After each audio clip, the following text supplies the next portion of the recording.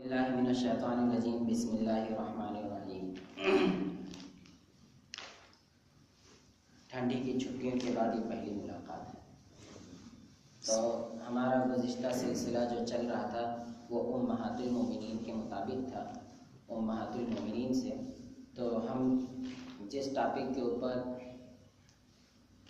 بات ختم کیے تھے وہ تھا واقعہ افک۔ واقعہ افک ایک ایسا واقعہ ہے جو تاریخ اسلامی کا بہت اہم واقعہ ہے اور شیعہ و سنی کے درمیان بہت بڑے فتنے کا واقعہ ہے۔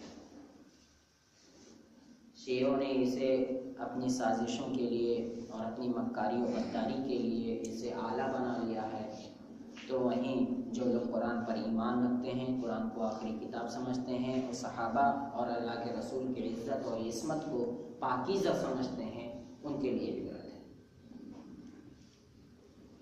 تو میں نے گزشتہ واقعے میں یہ بیان کیا تھا کہ سورہ نور، سورہ نساء، سورہ طلاق اور سورہ احزاب، یہ چار ایسی صورتیں ہیں جن میں عورتوں کے احکامات زیادہ سے زیادہ بیان کیے گئے ہیں۔ عورتوں کے مسائل، ان کے گھریلو مسائل، ان کے رہن سہن کے مسائل، ان کے طلاق کے مسائل، ان کے جائیداد کے مسائل، وراثت کے مسائل، لین دین کے معاملات اور دیگر وہ تمام امور جو ہمارے سماج میں عورتوں کے ساتھ ہوتا ہے۔ تو ہماری مائیں اور بہنیں اگر یہاں پر موجود ہیں تو انہیں بھی چاہیے کہ ان چاروں صورتوں کی پابندی سے اس کو سمجھیں، پڑھیں اور عمل کریں۔ یقیناً انشاءاللہ اگر یہ وہ صورتیں ہیں، اگر یہ پڑھ لیں تو یقیناً انہیں معلوم ہو جائے گا کہ اللہ رب العالمین نے کتنے مقام و مرتبے سے انہیں نوازا ہے۔ تو بات ہماری سورہ نور سے ہو رہی تھی، تو سورہ نور میں ایک رکوع مکمل ہو گیا تھا۔ اب یہاں سے اللہ رب العالمین نے 10 آیات مزید نازل کی ہیں جو حضرت عائشہ رضی اللہ تعالی عنہ کی پاکیزگی میں، عصمت، طہارت اور عفت و پاک دامنی کے تعلق سے ہے۔ سورہ نور، سورہ نمبر 24، پارہ نمبر 18 اور 18ویں پارے کا 7واں رکوع اور سورہ نور کا دوسرا رکوع، آیت نمبر 11 سے لے کے 20 تک، اور اس کے علاوہ 20 سے لے کے 26 تک یہ 2 رکوع مکمل اللہ کے رسول صلی اللہ علیہ وسلم کی زوجہ محترمہ امہات المومنین میں سے حضرت عائشہ صدیقہ ہی کے بارے میں ہے۔ بات یہاں سے شروع ہوئی، ان الذین جاءوا بالافک عصبۃ منکم لا تحسبوه شرا لکم بل هو خیر لکم لکل امرئ منهم ما اکتسب من الاثم والذی تولی کبرہ منهم له عذاب عظیم۔ یقیناً جن لوگوں نے، جن جماعت نے افک کی باتیں پھیلائی ہیں تم میں سے، تو اس سے، اور یقیناً جن لوگوں نے ایسا کیا، اور لا تحسبوه شرا لکم، اس پر مزید یہ کہ تم نے اسے برا نہیں سمجھا، بل هو خیر لکم، بلکہ تم نے اسے اچھا سمجھ لیا، لکل امرئ منہم اکتسب من الاثم، تو جو آدمی جیسا گناہ کرے گا اس کو ویسا ملے گا، والذی تولی کبرہ منہم، اور ان میں سے جس نے بڑا گناہ کیا تو اس کے لیے دردناک عذاب ہے، بہت بڑا عذاب ہے۔ واقعہ افک ہے کیا؟ افک کا مطلب ہوتا ہے الٹ دینا، کسی بھی چیز کو الٹ دینا۔ تو حضرت عائشہ رضی اللہ تعالیٰ عنہ تعریف کی مستحق تھیں، تو منافقوں نے ان سے الٹ دیا اور ذلت و رسوائی کا مستحق ٹھہرا دیا، ایک دم الٹا کر دیا، اسی لیے اسے افک کہا جاتا ہے۔ یہ واقع کب ہوا؟ یہ واقع ہوا شعبان سن 5 ہجری میں۔ یہ کیسے واقع ہوا؟ واقع اس طریقے سے ہوا کہ غزوہ بنو المصطلق کے لیے اللہ کے رسول صلی اللہ علیہ وسلم نے سفر کیا۔ غزوہ بنو المصطلق کیا ہے؟ غزوہ بنو المصطلق یا مرائسی وہ غزوہ ہے جس میں حارث بن ضرار نے بہت اسلحہ جمع کر لیا اور ہتھیار جمع کر لیے اور ارادہ کیا کہ اللہ کے رسول اور ان کے ساتھیوں کا معاملہ صاف کر دیا بس۔ تو اس بات کی جب خبر لگی تو اللہ کے رسول صلی اللہ علیہ وسلم نے پتہ لگانے کے لیے، حقیقت پتہ لگانے کے لیے بریدہ بن الحصیب الاسلمی کو بھیجا کہ جاؤ پتہ لگا کر آؤ۔ تو یہ گئے، پتہ لگا کر آئے اور معلوم ہوا کہ واقعہ صحیح ہے۔ تو پھر اللہ کے رسول صلی اللہ علیہ وسلم 730 گھڑ سواروں کو لے کر نکل گئے ان سے آمنا سامنا کرنے کے لیے۔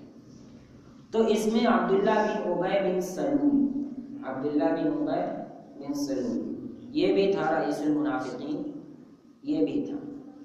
تو جب یہ وہاں پر پہنچا تو راستے میں ہی اس نے اپنے ساتھیوں کو واپس دلا دیا، یعنی پہلے تو یہ کہہ کر گیا تھا کہ میں آپ کا ساتھ دوں گا، اور اس کے بعد یہ ہوا کہ بولا نہیں ہمارے ساتھی ہمارے نہیں لڑنا چاہتے، ہم واپس جا رہے ہیں۔ تو گویا کہ یہ دھوکہ لینا چاہ رہا تھا، خیر تو اللہ کے رسول صلی اللہ علیہ وسلم نے کہا کوئی بات نہیں، اس میں کیا ہے۔ اور اس سفر میں اللہ کے رسول صلی اللہ علیہ وسلم کے ساتھ زوجہ میں سے ام سلمہ اور حضرت عائشہ تھی۔ تو حضرت عائشہ بیان فرماتی ہیں کہ قرآن نازل میں میرا نام آیا تھا اس لیے میں بھی تھی۔ خیر تو جب گئے تو وہاں پر ٹھہرے رہے آرام سے، لڑائی اور سامنا کچھ نہیں ہوا، بلکہ وہاں پر پنگھٹ پر یعنی جہاں اونٹوں کو پانی پلانے آتے تھے وہاں پر کچھ لوگ تھے، وہاں پر آپ نے حملہ کیا اور وہاں سے جانوروں کو اپنے قبضے میں کر لیا اور لونڈی والوں کو قبضے میں کر لیا۔ تو جویریہ جو بعد میں امہات المومنین میں شامل ہو گئی، یہ اسی میں ملی تھی، اسی غزوہ میں۔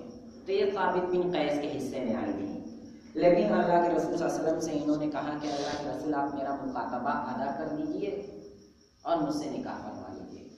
تو آپ نے مکاتبہ ادا کر دیا۔ مکاتبہ یہ کرتے ہیں کہ پہلے غلام کو جب قبضے میں رکھ لیتے تھے تو وہ غلام یا لونڈی یہ کہتے تھے کہ اگر مالک کہتا تھا کہ اگر تم 10,000 15,000 20,000 جو بھی قیمت ہو وہ ادا کر دو گے تو میں تمہیں چھوڑ دوں گا، پھر تم اپنی مرضی سے جہاں چاہو وہاں جا سکتے ہو۔ تو اللہ کے رسول صلی اللہ علیہ وسلم نے جویریہ کی طرف سے رقم ادا کر دی، مکاتبہ کی، تو یہ آزاد ہو گئی، پھر آپ نے نکاح کر لیا۔ لیکن نکاح آپ نے حکمت اور مصلحت کے تحت جس وجہ سے کیا تھا وہ کام حکمت و مصلحت کیا تھی؟ حکمت و مصلحت یہ تھی کہ جب دیکھا کہ جویریہ اللہ کے رسول کے بیوی بن گئی ہیں تو جویریہ کے جتنے قبائل کے لوگ تھے سب صحابہ کرام نے جنہیں اپنے قبضے میں کیا تھا سب کو آزاد کر دیا، سب کو آزاد کر دیا۔ اور اس کا اثر یہ ہوا کہ سارا کا سارا قبیلہ مسلمان ہو گیا۔ دیکھو بہت سی جگہ لڑائی سے صرف بات نہیں بنتی ہے عمران بھائی، اگر شادی بھی کر لو تب بھی مسئلہ حل ہو جاتا ہے، یہ نہیں کہ صرف لڑائی کرتے تھے، ہاں صرف شادی کر لو تب بھی مسئلہ حل ہو جاتا ہے۔ تو اللہ کے رسول صلی اللہ علیہ وسلم کی حکمتوں میں سے یہ ایک حکمت تھی۔ تو دیکھو یہاں پر سارے لوگوں نے آزاد بھی کر دیا اس قبیلے والوں کو، اور ان قبیلے والوں کے اوپر یہ اثر ہوا کہ وہ مسلمان ہو گئے۔ اللہ دیکھو کتنا آسان ہے۔ خیر تو حضرت عائشہ بیان کرتی ہیں کہ اللہ کے رسول صلی اللہ علیہ وسلم جب مدینہ واپس ہو رہے تھے تو وہاں پر قیام فرمایا چند دن، اس کے بعد جب واپس ہونے لگے تو یہ رات میں فراغت کے لیے گئی تھی، کسی حاجت کے لیے۔ تو جب گئی تھی تو کیا دیکھتی ہیں کہ واپس جب آ رہی تھی تو واپس آتے ہوئے دیکھتی ہیں کہ گلے میں ہار نہیں ہے، تو یہ ہار ڈھونڈنے کے لیے واپس چلی گئی۔ جب ہار ڈھونڈنے واپس گئی تو وہاں پر تلاش کرنے لگی تو ہار تو نہیں ملا، لیکن پتہ یہ چلا کہ قافلہ جا چکا ہے، قافلہ کیا ہو گیا؟ جا چکا ہے۔ تو قافلے کا ایک وہ رہتا ہے آدمی جو آخر میں جاتا ہے یہ دیکھتے ہوئے کہ قافلے کی کوئی سامان چھوٹ گئی ہو یا کوئی آدمی چھوٹ گیا ہو یا کچھ ہو تو وہ اسے قافلے والوں کے ساتھ ملا دے، یہ معاملہ رہتا ہے۔ تو یہ بڑی پریشان ہوئی اور انہوں نے کہا کہ دیکھو جہاں سے میں اٹھی تھی مجھے وہیں بیٹھ جانا چاہیے، کیونکہ جب اللہ کے رسول ڈھونڈنے آئیں گے یا آپ کے صحابہ میں سے کوئی بھی آئے گا ڈھونڈنے جسے حکم دیں گے تو مجھے نہیں پا جائے آسانی سے۔ تو انتظار میں نیند آ گئی، کیا آ گئی؟ नींद आ गई, सो गई हजरत आयशा। तो सफवान बिन मुअत्तल अल-असलमी तुम अल-ज़कवानी यही मुतय्यन थे कि काफिले के आखिर में यही आएंगे। तो सफवान बिन मुअत्तल ने हिजाब से पहले हजरत आयशा को देखा था, तो देखते ही समझ गए कि ओ हजरत आयशा। तो जुबान से सिर्फ इतना निकला ओ इन्ना लिल्लाहि व इन्ना इलैहि राजिऊन। और हमारे इधर तो ये समझते हैं कि इन्ना लिल्लाहि मरने के लिए पढ़ते हैं, किसी भी मुसीबत के लिए पढ़ सकते हैं, किसी भी मुसीबत, चाहे मच्छर काटे, चाहे बिजली चले जाए, चाहे ठोकर लग जाए, चाहे एक्सीडेंट हो जाए, हर एक मुसीबत। तो उन्होंने इस मुसीबत पर पढ़ा कि देखो काफिला निकल गया और हजरत आयशा रह गई, कितनी मुसीबत की बात है, इसलिए पढ़ा इन्ना लिल्लाहि व इन्ना इलैहि राजिऊन। फलम्मा समिअत इस्तरजा सफवान, तो जब हजरत आयशा ने सफवान रज़ियल्लाहु ताला अन्हु की ये कलमा इन्ना लिल्लाहि व इन्ना इलैहि राजिऊन पढ़ा, तो इस्तयक़ज़त, वो बेदार हो गई फौरन। वह कहती हैं वख़म्मरतु वजही बिजिलबाबी, बहुत से लोग कहते हैं कि चेहरे का पर्दा है कि नहीं है, बताओ, ये इसी में देख लीजिए कि मैंने अपने कपड़े को चेहरे पे डालना शुरू कर दिया। अब जाहिर सी बात है, चेहरे पे जब डालेंगे तो चेहरा छुपाने ही तो मकसद है। और बहुत से लोग कह रहे हैं कि चेहरे का पर्दा है कि नहीं, इसी में इख्तिलाफ। अल्लाह ही ताला समझता है, और ऐसे छोटे मोटे नहीं, बड़े बड़े आलिम भी इसमें हैं, अल्लाह ही ताला समझते। यही तो कमाल है कि बड़े आलिम हो तब भी अल्लाह रब्बुल आलमीन को चूक करा देता। कहीं ऐसा ना हो लोग नबी और रसूल मानते, क्योंकि नबी से ज़्यादा, रसूल से ज़्यादा किसी के पास इल्म नहीं है। खैर, तो ये कहती हैं हजरत आयशा के जब इस्तरजा मैंने सुनी इन्ना लिल्लाहि व इन्ना इलैहि राजिऊन, तो मैं फौरन बेदार हो गई और मैंने भी सफवान को देखा था, तो मैं समझ गई और अपने चेहरे को ढांप लिया। तो आपने कुछ भी नहीं कहा, फाशारत इलन नखला, तो आपने इशारा किया इलल, ऊँट की तरफ इशारा किया, ऊँट की नकेल पकड़ के ऊँट को बिठाया ताकि आप उसके ऊपर बैठ जाएं। आप बैठ गई और फिर लेकर चलने लगे नकेल दबाकर। जब काफिले के पास पहुंचे तो अब्दुल्ला बिन उबय अस्सलूल, इसने जब देखा तो कहा कि जरूर तन्हाई कुछ ना कुछ माना रखती है, ये तन्हाई खाली नहीं है, कुछ ना कुछ मतलब। तो खैर हजरत आयशा रज़ियल्लाहु ताला अन्हा को कुछ भी नहीं मालूम। पहुंचती हैं, तो जब पहुंचती हैं क्या देखती हैं, बीमार हो गई इत्तेफाक से। देखो अल्लाह की हिकमत, जब हजरत आयशा के बारे में ऐसी बात फैली तो आप बीमार हो गई। आपको ये खबर नहीं कि लोग क्या बातें कर रहे हैं, क्योंकि अगर 1 महीना पहले खबर हो जाती, हो सकता है मौत हो जाती, या ये कि बहुत ज़्यादा तकलीफ हो जाती। तो अल्लाह की हिकमत ये कि उन्हें पता ही नहीं है वो बीमार है। तो एक दिन फरागत के लिए बाहर फ्रेश होने के लिए जाती हैं, तो उम्मे मिस्ताह, ये उम्मे मिस्ताह हैं, ये आपको लेकर जाती हैं, जो आपकी अबू बकर रज़ियल्लाहु ताला अन्हु की खाला लगती है। तो ये लेकर जाती हैं, तो जब ये लेकर जाती हैं तो एक चोट लग जाती है।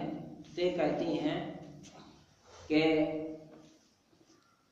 मिस्ताह बिन असासा की बर्बादी हो।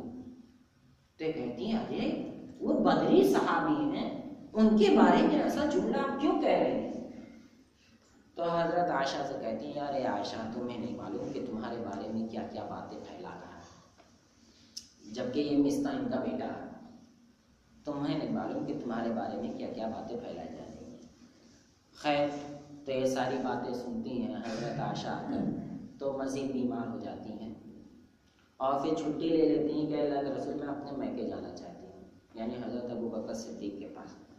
तो अपनी माँ के पास भी आती हैं, वहाँ पर रहते हैं। अल्लाह के रसूल सल्लल्लाहु अलैहि वसल्लम सारे लोगों से बुलाकर पूछते हैं, जुवैरिया से भी बुलाकर पूछते हैं और देगर लोगों से बुलाकर पूछते हैं, अंसार ख़वातीन से बुलाकर पूछते हैं। तो सब यही कहती हैं कि वो तो इतनी भोली बिसरी हैं कि आटा गूंद कर रख देती हैं, बकरी खा लेती है, उन्हें पता ही नहीं होता। तो उनके बारे में इतनी बड़ी बात सुनना, माज़अल्लाह, ये बहुत बड़ी बात है, ऐसा नहीं हो सकता। خیر بہت سے لوگوں سے پوچھتے ہیں، بہت سے لوگوں سے. اب آپ یہ سوچئے کہ اللہ کے رسول صلی اللہ علیہ وسلم کے اوپر کیا بیت رہی ہوگی، منافقین اس کا کتنا فائدہ اٹھا رہے ہیں. مسلمانوں کے دل میں بھی بڑی پریشانی ہے، اضطراب ہے، بے چینی ہے، بے تابی ہے، اڑھن ہو رہی ہے کہ حضرت عائشہ کے بارے میں اور اللہ کے رسول کے بارے میں، اللہ کے رسول کے گھرانے کی عزت کے بارے میں ایسی باتیں کہی جا رہی ہیں. تو اس بات میں جو گرفتار ہوئے مسلمان بھی بغیر تحقیق کے، جیسے آج کل ہوتا ہے نا، کوئی بات کہہ دیتا ہے، لے کر اڑ جاتے ہیں، بس اڑ گئے، اس کو اڑا دیا تو اڑ گیا پورا. افواہ پھیل جاتی ہے، نمک 400 روپے کلو ہو گیا، اڑ گیا، بنیے کا ہو گیا فائدہ. کوئی یہ نہیں دیکھ رہا ہے کہ کیوں ہوا، کیا بات ہے، کیا اور دوسری جگہ بھی ایسا ہوا کہ بس اسی پر کوا کان لے کر گیا تو لے کر گیا. سب یہ پریشان ہے اپنے کام کے لیے، نہیں دیکھ رہے، ہاتھ رکھ کر دیکھ بھی لیں، کوئی فرق نہیں ہے. خیر، تو حسان بن ثابت، مصطح بن عطاطہ اور حنہ بنت جحش، 2 مرد اور 1 عورت، یہ بھی ان باتوں میں گرفتار ہوئے. یعنی انہوں نے بھی وہی بات کہی جو منافقوں نے کہی تھی کہ ہاں ہو سکتا ہے حضرت عائشہ کی تنہائی کچھ نہ کچھ مطلب ہے، صفوان کے ساتھ کچھ نہ کچھ مطلب ہے. تو ان تینوں نے بھی یہی بات کہی، جبکہ حسان بن ثابت شاعر رسول ہیں اور مصطح بن عطاطہ خالہ زاد لڑکے ہیں حضرت ابو بکر کے، اور حنہ بنت جحش یہ آپ کی سالی ہیں، یعنی زینب بنت جحش کی بہن. یہ بھی امہات المومنین میں سے ہیں، زینب بنت جحش، ان کی بہن حنہ بنت جحش. تو یہ تینوں گرفتار ہوئے اس بات کو کہنے میں، اور پھر معاملہ یہاں تک سنگین پہنچا. خیر، اللہ کے رسول صلی اللہ علیہ وسلم نے حضرت عائشہ سے کہا کہ دیکھو عائشہ، اگر تم نے کوئی غلطی کی ہے تو توبہ کر لو، اللہ تعالیٰ توبہ کو قبول کرتا ہے، اور اگر نہیں کیا ہے تو وہ بھی بتا دو. تو حضرت عائشہ نے کہا دیکھو، اگر میں یہ کہوں کہ نہیں کیا ہے تو اسے کوئی صحیح بھی نہیں مانے گا، اور اگر میں یہ کہوں کہ میں نے توبہ کیا ہے تو میں اللہ کے اوپر چھوڑتی ہوں، اللہ رب العالمین ضرور مجھے اطمینان دلائے گا. تو آپ نے کہا کہ میں ایسے وقت میں صرف وہی بات کہہ سکتی ہوں جو یعقوب علیہ السلام نے کہا، فصبر جمیل واللہ المستعان علی ما تصفون. آج میں بہترین صبر کرتی ہوں اور اللہ رب العالمین سے ہی میں مدد چاہتی ہوں جو یہ باتیں پھیلائی جا رہی ہیں. اللہ کبیرہ. حضرت عائشہ بیان کرتی ہیں 3 رات سے زائد گزر چکے ہیں، نہ مجھے نیند آئی اور نہ ہی مجھے چین اور سکون ملا. 3 رات 3 دن، بعض روایت میں ہے 2 رات 2 دن اور 1 رات. تو خیر، اور انصار کی کچھ عورتیں بھی آ کر آپ کے ساتھ رو رہی تھیں، گھر والے بھی پریشان تھے، مسلمان بھی پریشان تھے، صحابہ اکرام بھی پریشان تھے، اور منافقین ٹھٹھے اڑا رہے تھے. خیر، اسی اثنا میں تھے، ٹھنڈی کا موسم تھا، ٹھنڈی خوب زوروں کی تھی، موسم بہت ہی عروج پر تھا. تو اللہ کے رسول صلی اللہ علیہ وسلم ابھی مجھ سے یہ بات کہہ ہی رہے تھے، سارے لوگ گھر میں جمع تھے، انصار کی ساری عورتیں جمع تھیں، جان پہچان کی ساری عورتیں جمع تھیں، اور اللہ کے رسول صلی اللہ علیہ وسلم کے دیگر رشتہ دار بھی جمع تھے، سب جمع تھے. اسی وقت یہ آیت اتری، ان الذین جاءوا بالافک عصبۃ منکم. اللہ اکبر. یہ 10 آیتیں اتری جس میں اللہ کے رسول صلی اللہ علیہ وسلم کی بیوی امہات المومنین حضرت عائشہ کی صفائی پیش کی گئی عرش بری سے. حضرت عائشہ بیان فرماتی ہیں کہ گھر سے کوئی آدمی نکلا نہ تھا، نہ کوئی عورت نکلی تھی، اور ابھی اللہ کے رسول مجھ سے بات کر کے خاموش ہی ہوئے تھے کہ میں نے وحی کے آثار دیکھ لیے. وحی کے آثار یہ تھے کہ جب اگر اللہ کے رسول صلی اللہ علیہ وسلم پر وحی نازل ہوتی تو پیشانی پر پسینہ ٹپکنے لگتا، چاہے جتنی سردی ہو، اس لیے کہ وحی بہت بھاری چیز ہے، وہ بہت بھاری چیز ہوتی ہے. اور ایک صحابی رسول بیان فرماتے ہیں، غالباً حضرت ابو ہریرہ رضی اللہ تعالیٰ عنہ ہے، کہ ایک بار اللہ کے رسول صلی اللہ علیہ وسلم میرے اوپر سر رکھے ہوئے تھے، میرے پیر پر، اور اسی درمیان وحی کا نزول ہو گیا تو ایسا لگ رہا تھا جیسے کہ پہاڑ کا کوئی ٹکڑا رکھ دیا گیا ہو میرے پیر اتنی. اور اللہ کے رسول اس سختی کو کیسے برداشت کرتے ہیں وہ اللہ ہی تعالیٰ جانتا ہے۔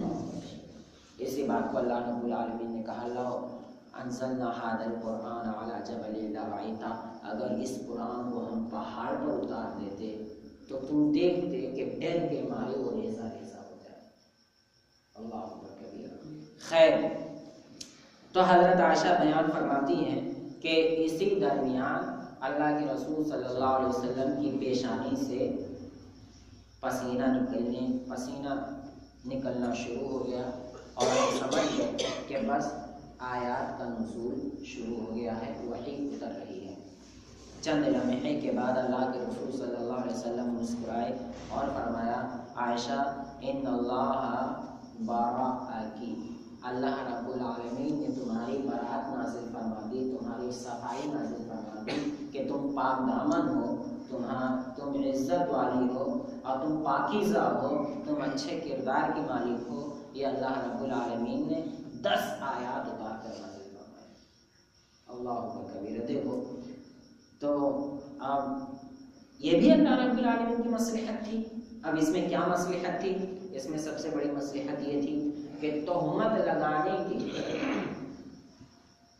قصاص کو بیان کیا جائے، اور عبداللہ بن ابی بن سلول جس نے اس کو سب سے پہلے اس بات کو بھڑکایا تھا اسے آخرت میں کڑی سے کڑی سزا دی جائے، مسلمانوں کے اس کے احکام و مسائل کو بیان کیا جائے، اور پھر اللہ کے رسول صلی اللہ علیہ وسلم کو یہ بھی بتایا جائے کہ کتنی پریشانی و مشقت سے نبی بھی گزر سکتا ہے، نبی بھی کتنی بھی پریشانی مشقت سے گزر سکتا ہے۔ اور پھر اللہ کے رسول صلی اللہ علیہ وسلم کو مزید یہ 2 چند درجہ اور رتبہ مل گیا کہ جس طرح سے آپ پاک صاف ہیں ویسے ہی آپ کے امہات المؤمنین بھی پاک صاف ہیں، آپ کے لیے برات اتاری گئی، اور ہمیشہ کے لیے اب جب بھی جو قرآن پڑھے گا، سورہ نور پڑھے گا، سمجھے گا تو اسے چاہیے کہ وہ واقعہ عفق کو پڑھے گا اور حضرت عائشہ کی صفائی اور طہارت اور پاک دامنی کی گواہی دے گا۔ لیکن شیعوں کے نزدیک حضرت عائشہ وہ بہت برا سمجھتے ہیں، ان کا یہ کہنا ہے کہ امام غائب جب آئیں گے تو انہیں کوڑا برسائیں گے اور ان کے اوپر حد جاری کریں گے، اللہ تعالیٰ انہیں غارت کرے یا تو ہدایت دے۔ خیر، ان الذین جاؤوا بالافک عصبۃ منکم، تو تم لوگوں میں سے جن لوگوں نے بھی واقعی افک کو پھیلایا، یعنی حسان بن ثابت، مصطح بن عطاطہ، حمنہ بنت جحش، تو اللہ کے رسول صلی اللہ علیہ وسلم نے ان کے اوپر 80 کوڑے لگائے۔ کتنے کوڑے لگائے؟ اگر کوئی کسی کی عزت و آبرو کے بارے میں کوئی ایسی بات کہتا ہے جو بلا تحقیق ہے، بغیر ریسرچ کے ہے، صحیح نہیں ہے، جھوٹ ہے، تو اس کو 80 کوڑے لگائے جائیں گے۔ اب ہندوستان میں تو آزاد ہے، ہندوستان میں تو لگا نہیں سکتا کوئی، ہاں تو اللہ ہی تعالیٰ نپٹے گا۔ کون نپٹے گا؟ اللہ ہی تعالیٰ نپٹے گا۔ بہت سے لوگ کہہ رہے ہیں نا مولانا صاحب یہ حد وغیرہ تو ہندوستان میں کیسے لگے گا؟ کیسے کیا لگے گا؟ وہ اللہ ہی تعالیٰ لگائے گا اور کیا لگے گا؟ اگر دنیا میں لگ جاتا تو اللہ کے یہاں معافی ہو جاتی، چھٹکارا ہو جاتا، یہ سمجھ لو توبہ ہو جاتا۔ اب یہاں نہیں لگ رہا ہے تو اللہ ہی تعالیٰ جانتا ہے کیا کرے گا۔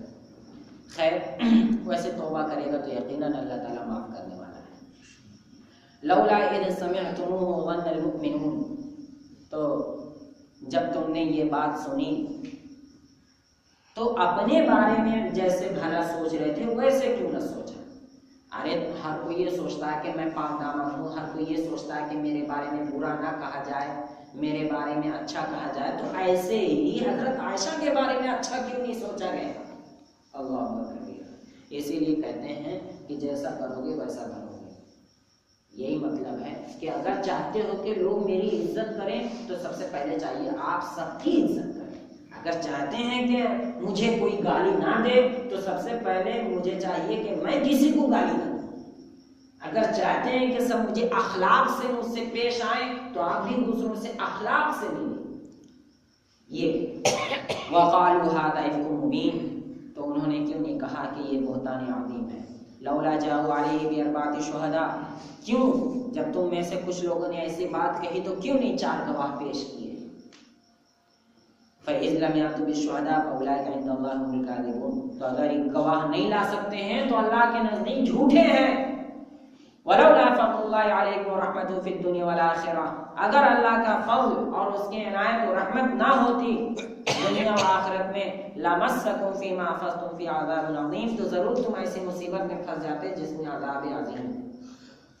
اس تلقون بألسنتکم، جب تم نے ایسی بات اپنی زبان سے کہی، وتقولون بأفواہکم، اور اپنے منہ سے کہی، ما لیس لکم بہ علم، جس کا تمہیں خود علم نہیں ہے، جس کی تمہیں معلومات نہیں ہے، جس کی پیورٹی تمہارے پاس نہیں ہے، جس کی کلیئرٹی تمہارے پاس نہیں ہے، تو ایسی بات اپنے منہ سے کیوں نکالتے ہو؟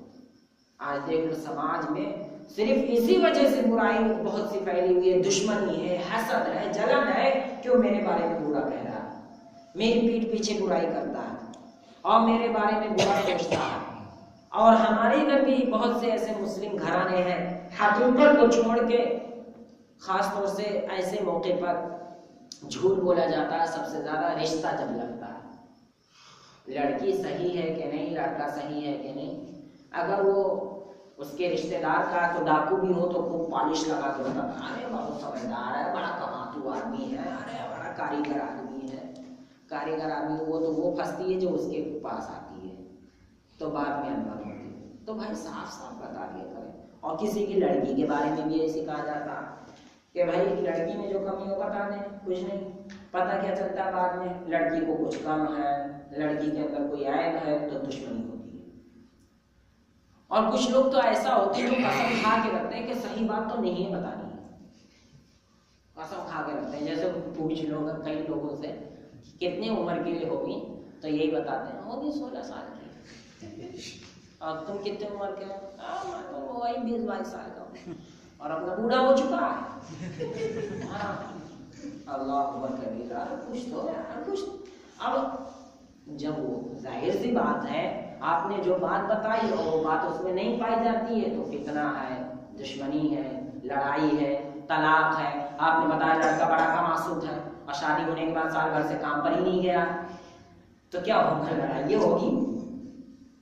لڑکا بڑا کاریگر ہے، بہت پڑھا لکھا ہے، بی اے میں پاس ہے، اور پتہ چلا ارے بھائی بی اے میں پاس ہے تو جاؤ نوکری کرو.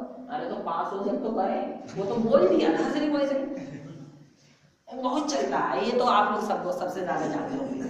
خیر آپ لوگ تو مارکیٹ میں بھی رہتے ہیں اور اپنے یہاں پر بھی رہتے ہیں، میں تو پردیسی آدمی ہوں، مجھے کیا معلوم. خیر اللہ تعالیٰ ہم سب کو صحیح بولنے کی توفیق عطا فرمائے.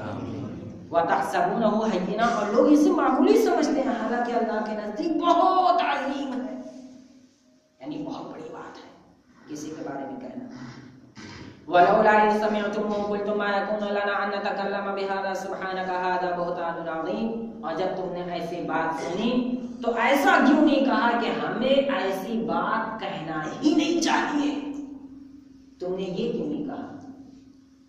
اور سبحانک ھذا بہتان عظیم، اور اللہ رب العالمین پاک ہے، بہت ہی پاک ہے، اور یہ بہت بڑا بہتان ہے.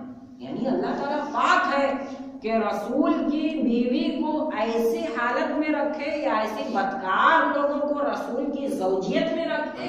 اللہ تعالیٰ اس سے پاک ہے. پاک لوگوں کو ہی پاک لوگ ملتی ہیں. اور ہماری مائیں اور بہنیں بھی اگر یہاں موجود ہیں تو وہ بھی سن لیں، اللہ کی قسم سب سے زیادہ تو عورتیں ادھر ادھر کی باتیں بہت پھیلاتے رہتی ہیں. دیکھو ما یلفظ من قول الا لدیہ رقیب عتید، کہ زبان سے جو بھی چیز نکلتی ہے لکھنے کے لیے تیار ہے. اور مجرمین جب دیکھیں گے کہ چھوٹے سے چھوٹا اور بڑے سے بڑا سارا گناہ لکھ دیا گیا ہے تو وہ افسوس کریں گے قیامت کے دن. تو اے میری ماں اور بہنوں اور میرے بھائیوں بزرگوں، اپنی زبان پر ہم سب لوگ لگام لگائیں. ہر وہ بات کہنے کی کوشش نہ کریں جن کے بارے میں ہمیں خود نہیں معلوم، ہمیں اس کی تحقیق نہیں ہے، ہمیں اس کی خبر نہیں ہے، اور ہم کسی کے بارے میں برا نہ سوچیں کسی کے بھی بارے میں. اس کے بارے میں نے گزشتہ درس میں بھی بیان کیا تھا. جیسے یہ بدگمانی نہ کریں، ظن بالمؤمنین خیرا، ایک مومن دوسرے مومن کے ساتھ خیر خواہی کرے، خیر خواہی رکھیں. اللہ کے رسول صلی اللہ علیہ وسلم نے ارشاد فرمایا کوئی مومن اگر کسی مومن کی بات کو پورا نہ کرے تو اس کے بارے میں 100 مرتبہ سے زیادہ معذرت کر لیں، 100 مرتبہ سے زیادہ۔ اس بات کو میں بتا چکا ہوں۔ جیسے یہی ہے کہ ہمارے آصف بھائی ہیں، کاشف بھائی ہیں، الحمدللہ لگے رہتے ہیں، لیکن چند دنوں سے اگر نہ دیکھوں یا یہ کہ جو بات انہوں نے کہی تھی وہ بات میں پوری نہ دیکھوں تو میں ان کے اوپر بھڑک جاؤں، ایسی کوئی بات نہیں۔ اس سے پہلے پوچھیں، حال چال لیں، کچھ کہنے سے پہلے۔ اللہ کے رسول صلی اللہ علیہ وسلم کا یہی رویہ تھا، آپ جب تک تحقیق نہیں کر لیتے تب تک بدگمانی نہیں کرتے۔ آج جیسے گھر میں عموماً ایسا ہوتا ہے، گھر ہی کی مثال لے لیں، گھر میں پہنچے، کام سے کاروبار سے آئے، آنے کے بعد چائے لا، پانی لا، کھانا لا، اب گھر والی بیچاری پریشان ہے، ارے کم سے کم اس سے پوچھ لیتے حال چال کیا ہے، طبیعت کیا، ہو سکتا ہے وہ گر گئی ہو سیڑھی سے، ہاتھ پیر گر گئے، ہو سکتا ہے کوئی پریشانی ہو جس کی وجہ سے کھانا تیار نہیں ہو پایا، لیکن بغیر تحقیق کے اس کے اوپر بھڑکنا، اس کے بارے میں برا سننا، ہاں تو ہے ہی قائل، تو چاہتی ہے کام نہ کرو، یہی ہے، تو اس سے دشمنی پیدا ہوتی ہے۔ یہ سب نہیں ہونا چاہیے، ساری چیز تحقیق کر لینی چاہیے، اس کے بعد ہی کوئی جملہ نکالنا چاہیے۔ دیکھیے زبان سے جو بھی چیز نکالیں وقولوا للناس سے، وقولوا للناس سے، اور لوگوں سے کہیں تو خیر بات ہی کہیں، اچھی بات ہی کہیں، دوسری کوئی بات نہ کہیں۔ اللہ کے رسول صلی اللہ علیہ وسلم نے ارشاد فرمایا مومنوں کے بارے میں بدگمانی نہ کرنا۔ بدگمانی تو اللہ کے بارے میں بھی نہیں کرنی چاہیے۔ اچھا بدگمانی کیا ہے؟ اس کے بارے میں انا عند ظن عبدی بی، یہ حدیث قدسی ہے۔ اللہ رب العالمین کہہ رہا میں اپنے بندے کے سوچ کے مطابق اترتا ہوں۔ آپ جا رہے ہیں سفر کے، آج ممبئی کا سفر ہے، بڑا کاروبار ہے اور اچھی ڈیل کر کے آنی ہے، آپ سوچے ہوئے یار ہو سکتا ہے ڈیل بیکار ہو جائے، ہو سکتا ہے آدمی چکما دے جائے، ہو سکتا ہے کہ معاملہ بیکار ہو جائے، ارے میرا جی نہیں چاہ رہا ہے نا، کچھ فائدہ نہیں دے گا، تو جیسا آپ سوچ رہے ہو ویسے ہی ہوگا۔ اور آپ کے پاس ڈیل آیا کہ نہیں بھائی ممبئی میں آؤ، دیکھ لو معاملہ مسئلہ کیا ہے، جاؤ بسم اللہ والحمدللہ اور حسبی اللہ لا الہ الا هو علیہ توکلت وهو رب العرش الکریم وهو رب العرش العظیم حسبنا اللہ ونعم الوکیل۔ معلوم کیجئے، پتہ کریے، جائیے، اے اللہ تعالیٰ تیرے رضا کے لیے حلال کمائی کی نیت سے میں نکل رہا ہوں، اے اللہ تو کامیاب ہوگا، تو انشاءاللہ کامیاب ہوگا۔ جو جیسا سوچے گا اس کے ساتھ ویسا ہی ہوگا، تو لہذا ہمیں اچھا سوچنا چاہیے اور زیادہ بدگمانی نہیں کرنا چاہیے، ارے یار کیا ہوگا، زیادہ صدقہ کر دیں گے کم ہو جائے گا پیسہ، فلانی جگہ چلے جائیں گے تو وہاں ٹائم پاس ہو جائے گا، ٹائم برباد ہو جائے گا، اور ایسا کریں گے تو ایسا ہو جائے گا، تو اللہ تعالیٰ بھی ویسے کرتا ہے۔ اس لیے ہمیشہ آدمی اپنے بارے میں بھلا ہی سوچے تو اللہ رب العالمین بھی اس کے بارے میں بھلا کرے گا۔ یعیدکم اللہ ان تعودوا لمثلہ ابدا، اور اللہ رب العالمین نے یہ نصیحت اس لیے کی ہے تاکہ تم دوبارہ ایسا کام نہ کر سکو اگر تم مومن ہو۔ تو دیکھو مومن سے جوڑ دیا ایمان سے، یعنی اگر تم مومن ہوگے تو دوبارہ سنی سنائی بات کو پھیلانے کی کوشش نہیں کرو گے بلکہ اس کی تحقیق کرو گے۔ اللہ کے رسول صلی اللہ علیہ وسلم نے ارشاد فرمایا کسی بھی آدمی کے جھوٹا ہونے کے لیے اتنا ہی کافی ہے کہ وہ سنی سنائی بات کو پھیلا دے، ادھر سے سنا بس ادھر پھیلا دے۔ تحقیق کرنی چاہیے اس بارے میں۔ وَيُبَيِّنُ اللَّهُ لَكُمُ الْآيَاتِ، اور اللہ رب العالمین تمہارے لیے ساری نشانیاں بیان کرتا ہے۔ یقیناً اللہ تعالیٰ علیم ہے اور حکیم ہے، بہت ہی جانکار ہے، بہت حکمت والا ہے۔ وہ جانتا ہے کہ انسانوں کو کون کون سے مسئلے بیان کرنے ہیں، مومنوں کو کون کون سے واقعات بیان کرنے ہیں، کون کون سی نشانیاں بتانی ہیں، کون کون سے مسئلے بتانے ہیں، یہ سب جانتا ہے۔ ان اللہ یحب ان الذین یحبون ان تشیع الفاحشۃ فی الذین آمنوا لهم عذاب الیم، اور یقیناً جو لوگ چاہتے ہیں اہل ایمان کے اندر بے حیائی اور بےہودگی کو پھیلانا چاہتے ہیں تو ان کے لیے دردناک عذاب ہے۔ وہ سارے والدین سرپرست شامل ہیں اس آیت میں، جو لا کر ٹی وی تو لگا دیا، سیریل چل رہا ہے، پورے گھر والے بیٹھ کر ناچ گانا ڈانس دیکھ رہے ہیں، جیسا دیکھ رہے ہیں اولاد کے اوپر ویسے ہی اثر ہو رہا ہے، تو یہ ساری کی ساری سزا ان لوگوں کو ہے جن لوگوں نے ایسا انتظام کیا ہے۔ اس پر کنٹرول کرنا چاہیے، بہت سی چیزیں ہیں، اس کے علاوہ بھی بہت سی اچھی چیزیں آتی ہیں، اس کو پابند بنانا چاہیے۔ اللہ ہم سب کو ہدایت دے بس۔ فی الدنیا والآخرہ واللہ یعلم وانتم لا تعلمون، اور اللہ تعالیٰ جانتا ہے تم نہیں جانتے، یعنی اللہ جانتا ہے کہ کون برائی پھیلانا چاہتا ہے، کون برائی کا کاربند ہے، کون چاہتا ہے کہ برائی سماج کے اندر پھیلے، ان سب کو اللہ تعالیٰ جانتا ہے اور سب کا حساب لے گا۔ ولولا فضل اللہ علیکم ورحمتہ وان اللہ رؤوف رحیم، اگر اللہ کے فضل و عنایت اس کی رحمت و برکت نہ ہوتی تو آج ہم ایمان والوں میں سے نہ ہوتے، اللہ کے نیک بندوں میں سے نہ ہوتے، اس قرآن کو سننے والوں میں سے نہ ہوتے۔ اور یقیناً اللہ تعالیٰ بہت ہی مہربان اور بہت ہی نرم والا ہے، نرمی کرنے والا ہے۔ بس اتنا ہی، آخر میں دعا ہے کہ اللہ ہمیں نیک عمل کرنے کی توفیق عطا فرمائے اور دنیا آخرت کی بھلائیوں سے نوازے۔ خلاصہ کلام یہی ہوا کہ سنی سنائی بات کو پھیلانے سے پہلے تحقیق کرنی چاہیے۔ ربنا آتنا فی الدنیا حسنہ وفی الآخرۃ حسنہ وقنا عذاب النار۔ سبحان ربک رب العزۃ عما یصفون وسلام علی المرسلین والحمد للہ۔